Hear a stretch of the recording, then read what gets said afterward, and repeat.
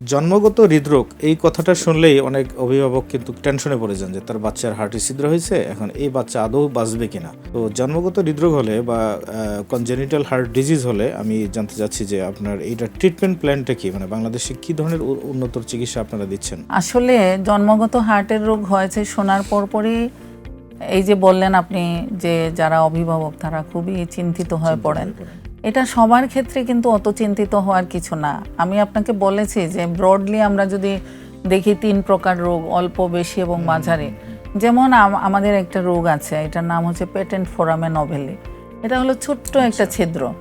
এটা কিন্তু তেমন কিছু শিশু বয়সে করা লাগে না, অনেক সময় অ্যাডাল্ট যারা তাদের কিছু করা লাগে, বাট শিশু বয়সে তেমন কিছু করা লাগে না। কিন্তু আমি দেখি যে দূর দূরান্ত থেকে এই পেটেন্ট ফোরামেন ওভেলি যেটা পিএফও, এটার জন্য মানুষ পড়িমড়ি করে সিরিয়াল পাচ্ছে না, কত কষ্ট করে আসছে, সে মানে কান্নাকাটি করছে, কিন্তু এটা কিন্তু তেমন কোনো রোগ না এবং এটার কোনো চিকিৎসাও লাগে না।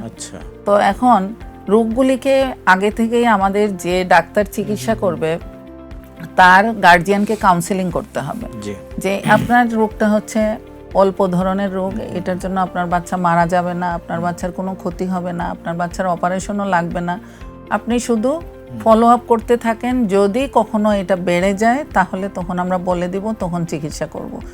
আপাতত শুধু ফলো আপ। এটা হলো এক গ্রুপ। তাদের ছোট ছোট ছিদ্রই হোক, অল্প ভালভের রোগ হতে পারবে, অল্প রক্তনালী চিকন হতে পারে, বিভিন্ন রকমের রোগ যেটা অল্পের মধ্যে পড়ে, সেইগুলাকে আমরা শুধুমাত্র কাউন্সেলিং করব এবং ফলো আপে রেখে দেব। তাদেরকে বলবো যে আপনি টাইম মতো আসবেন, বছরে একবার আসেন বা 2 বছরে একবার আসেন, যেহেতু অল্প রোগ এত ঘন ঘন আসাও লাগবে না।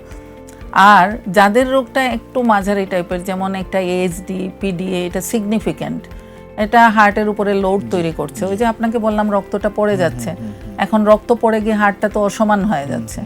হার্ট যখনই অসমান হয়ে যায় তার মানে হার্টের উপরে লোড পড়তেছে। হ্যাঁ, আমার তো 2 পাশে রক্ত সমান থাকার কথা।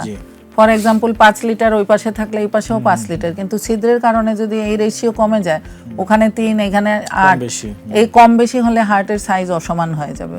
এটাকে আমরা বলি ভলিউম ওভারলোড, মানে এখানে ভলিউমটা বেড়ে যাচ্ছে।